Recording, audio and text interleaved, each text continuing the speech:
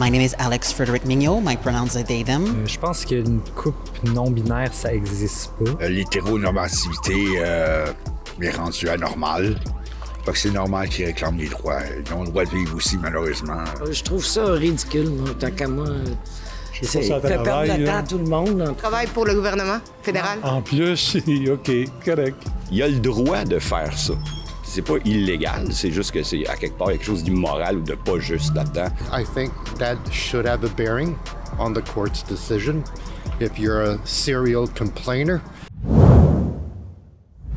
Alexa Lavoie for Rebel News, and today we are in Longueuil, outside Station 10 Hair Salon, one of the business targeted by trans non-binary activist Alex Frédéric Mignot. Mignot, who is bald, made headlines in 2023 after going on a hunger strike to demand an X gender marker on the public health insurance card. According to court documents, Mignot is biologically female and around 2019 changed identity to trans non-binary. Mignot reportedly works as a translator for Environment and Climate Change Canada and says around 100 complaints have been filed against various businesses and institutions. On Facebook, 47 are publicly listed, targeting banks, airlines, healthcare providers, garage, a former landlord, and more. The list keeps growing. In this case, Station 10 was reported to Quebec's Human Rights and Youth Rights Commission for offering only men's and women's haircut. The salon offered 3 free haircuts and even updated its website to include a gender-neutral option, but refused to pay $500 in compensation. That's when Mignot took the matter to the human rights tribunals, seeking $12,500 in damages for material and moral prejudice, arguing that the alleged discrimination contributed to deteriorating mental health in early 2023 and even led to a work leave. It's a repetition of a trauma that I keep living over and over again, and it cuts me off from society. Can you believe this? Today, we are here to speak with the people about this issue. Really, I think it's a bit silly.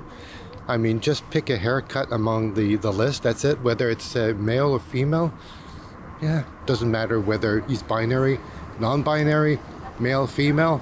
A haircut is just a haircut. Je pense qu'une couple non-binaire, ça existe pas. Ça va être pas leur cause, là. Je veux dire, c'est pas la fin du monde, parce qu'on te demande une couple de gars ou de filles, là. Est-ce que vous savez c'est quoi être non-binaire? Non. C'est quelqu'un qui s'identifie ni comme une femme, ni comme un homme. Qu'est-ce que vous pensez de ça? Chacun est libre de faire ce qu'il veut, mais bon, ça, je savais pas que ça existait, ça. Non-binaire? Non, c'est quoi? Comment dirais ça? Je suis dans le vieux modèle, comme on pourrait dire. Les gens non-binaires, ces personnes-là ont malheureusement des droits. Malheureusement. Ils ont des droits. Le système est tout croche. L'hétéronormativité est rendue anormale. Fait que c'est normal qu'ils réclament les droits. Ils ont le droit de vivre aussi, malheureusement. Tout le monde a le droit de vivre. Je trouve ça ridicule. Couple pour homme, couple pour femme, je sais pas c'est quoi la différence entre couple non-binaire, là. Je trouve ça vraiment ridicule, honnêtement. J'ai rien contre ce monde-là, là. Tu sais, je vois pas comment est-ce que tu peux classer une couple non-binaire, là. C'est quoi la différence, là? Ça change quoi que ça soit une couple pour homme ou pour femme non-binaire? Je vois pas le... Moi, je suis pour la liberté de tout le monde puis qu'ils décident bien à quel genre ils appartiennent. Mais de créer une jurisprudence avec quelque chose comme ça au niveau d'une espèce de... Je pense que c'était comme un questionnaire en ligne pour réserver un rendez-vous. Je trouve que c'est un petit peu excessif, là. Ça va trop loin un peu. Je trouve ça effrayant. C'est exagéré. Tu sais, il me semble qu'on peut s'expliquer, je peux comprendre, mais d'aller au droit de la personne. Ces gens-là, ce salon-là, ils ne devaient pas savoir. Ils n'étaient peut-être pas informés qu'il fallait marquer binaire ou non-binaire. Do you think that helped the cause of the non-binary people? No, I don't think it does. I think they do need to affirm their rights. They have rights. They're entitled to rights. And people need to respect them. That's it. But going to the courts for every little thing doesn't help any cause you espouse. Dans l'opinion générale, il y a comme un côté que tu dis, comment, là, c'est un petit peu trop loin, là, c'est un petit peu trop... c'est trop niché, c'est trop... On peut pas répondre à cette demande-là, là, tu sais. Ben oui, les gens vont voir ça comme une attaque, mais en même temps, genre, les gros mouvements de révolution ou les trucs de même, ça commence toujours par des gens qui sont plus, pas violents, mais genre plus radicaux. Ça va être à cause contre eux autres, par exemple. S'ils travaillent contre eux, c'est... Ça nuit. Ça nuit? Oui, parce qu'il y avait juste à choisir un ou l'autre, puis il y aurait eu la coupe qu'ils voulaient. Pas du tout, au contraire. Je pense qu'ils nuisent à leur cause en faisant ça. Là. Mais tu sais, j'ai rien contre eux autres. Là. C'est juste que je trouve ça vraiment ridicule. À un moment donné, ils poussent un peu trop. Là, tu sais, fait que... Ils ont essayé d'accommoder, puis ça n'a pas marché, puis elle chiale directement juste pour ça. Quand ils viennent de commencer, il faut dire aussi le nombre d'idéalistes, puis ces affaires-là, c'est relativement nouveau. Il y avait comme une espèce de vouloir accommoder. Oui. Tu sais, ils ont montré, je pense, une bonne foi, mais semble-t-il que c'était pas assez pour cette personne-là. Puis j'apprends ce matin, en plus, que ça a l'air que... Il n'y a pas un cheveu sur la tête, là. Et c'est comme ils veulent une marque d'attention. Pour moi, ça serait ça. Oui, dans le fond, oui, ils nuisent à leur cause, très certainement. Il me semble qu'ils auraient pu le faire à l'amiable, parler avec les personnes sans aller au tribunal. Surtout si le salon avait refusé ou aurait fait des... Mais non, le salon a coopéré, tant qu'à moi. Là, parlons-nous franchement, là, Alex Rodrigue Mignot, là. Vous êtes à la chasse aux endroits où on va pas utiliser le bon terme. Vous avez essayé d'avoir un rendez-vous dans ce salon-là. Oui. C'est un piège que vous leur avez tendu, là. Quand je leur ai tendu, vous m'accordez une malice qui, honnêtement, ça me flatte. De penser que je pourrais aller jusque-là dans ma réflexion. Non, absolument pas. Ce que ça s'appelle, c'est pas aller à la chasse, c'est essayer d'obtenir des services comme les autres. Mais une centaine de plaintes depuis combien d'années? Depuis presque une décennie maintenant, voyez-vous, que ce soit juste de me rendre à une clinique médicale, que ce soit de demander une soumission d'assurance, que ce soit d'être représenté sans erreur sur les documents de l'école de mon enfant. Do you think that the Human Rights Tribunal should have actually taken consideration that this person have made hundreds of complaints to different institutions and businesses? Well, I think that should have a bearing on the court's decision. If you're a serial complainer, then maybe your job is simply to complain. I don't think it advances the cause in the right way, but, you know, unfortunately, some people do make the most of the system and how it works or doesn't work. Il a le droit de faire ça. C'est pas illégal, c'est juste que c'est à quelque part quelque chose d'immoral ou de pas juste là-dedans. Surtout pour tout le monde, un salon de coiffeur, qu'est-ce que tu veux? Une petite business. C'est une petite business familiale qui offre un service en ligne pour s'inscrire. Puis là, bon, ben, il y a en plus qu'ils ont offert d'accommoder. Fait que je pense que c'était pas une grande journée pour cette personne-là. La personne met de son temps, elle met l'accent là-dessus tout le temps. On dirait qu'elle cherche que ça. Je trouve ça ridicule, moi, tant qu'à moi.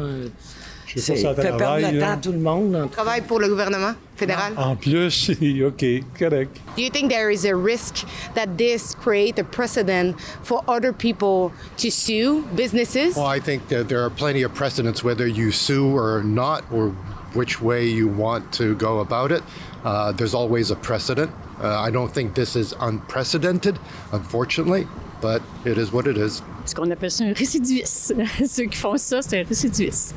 Non, il aurait dû regarder la commission des... Oui, effectivement. S'ils vont pas en appel, ça va donner à d'autres personnes des raisons d'aller faire des plaintes à d'autres commerces. Puis après ça, tous les commerces au monde, va falloir qu'ils s'ajustent après ça. Je trouve ça exagéré comme situation. Là. À cause du fait de la jurisprudence, aussitôt qu'il y a une trace qui est laissée, à partir de ce moment-là, ben, il va falloir que les juges qui vont être mis devant une cause similaire, à cause de cette jurisprudence-là, vont être obligés de donner. Alors là, c'est où que ça arrête. Là. Moi, aussitôt que je vais avoir une contrariété, je vais essayer de créer une jurisprudence. Puis, c'est du chialage pour rien, je pense. Tu sais, dans le fond, ça me fait penser à Mike Ward. C'est comme, il va aller défendre la liberté. Vous demandiez 12 500 $. Pouvez-vous nous détailler ce qui valait 12 500 $? Là? Segmentons tout ça. Là. J'ai été en congé d'invalidité parce que ma santé mentale s'est énormément dégradée à l'époque. Je leur ai pas demandé la totalité des revenus que j'ai perdus, mais c'en est une petite partie. Il y en a une autre partie que ce sont des dommages punitifs parce que c'était De mon point de vue à moi, la Cour ne s'est pas rangée de mon côté, mais de mon point de vue à moi, c'était un refus flagrant et négligent de faire une mesure d'accommodement à une minorité. When she actually brought the salon to the Human Rights Tribunal, she was at the beginning requesting $12,500 in moral damages. That's outrageous. That's not acceptable. Because she said that this contributed to the deterioration of her health. No, that's a load of BS. Yeah. C'est exagéré. C'est exagéré. 12 000 là, pour ça, là, juste parce qu'on t'a demandé homme-femme, là, non, ça, non. On n'est pas aux États-Unis ici non plus, là, je trouve ça ridicule. Je vois pas en quoi que le fait qu'il n'y ait pas de couple non-binaire valent 12 000 $. Déjà que 500 $, je pense que c'est même pas justifié. Là. Quand je te dis que ça va trop loin, c'est un bel exemple. Là, c'est comme si tout le monde se met à faire ça, aussitôt qu'il y a une contrariété ou quelque chose qui ne fait pas leur affaire, au niveau de la communauté, je pense que ça va créer plus de chicanes que ça va faire avancer les choses. I sent written questions to Alex Frédéric Mignot after a request for a video interview was declined. Mignot refused to discuss sex assigned at birth, calling the question invasive and related to private anatomy. Mignot also declined to confirm employment with Environment and Climate Change Canada, stating that the profession is interpreter. Mignot confirmed receiving $500 in court, the first financial award, along with several small refunds and discounts in other cases, and stated that complaints are filed independently without organizational support. Mignot argued the salon did not offer accommodation until the end of the process, modifying its form only after the Human Rights Commission investigation and offering free haircuts following a remedial order. Mignot stated that the lack of a non-binary option caused severe mental health crisis, resulted in approximately 18 months on disability, and coincide with a 3-month period of homelessness, compounded by limited access to medical care.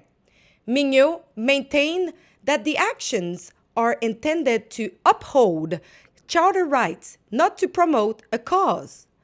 When asked about refusing to check female or male on the form because Mignot didn't want to come out, but later spoke publicly about it, Mignot responded that media appearances are voluntary, whereas form disclosure is required to access services.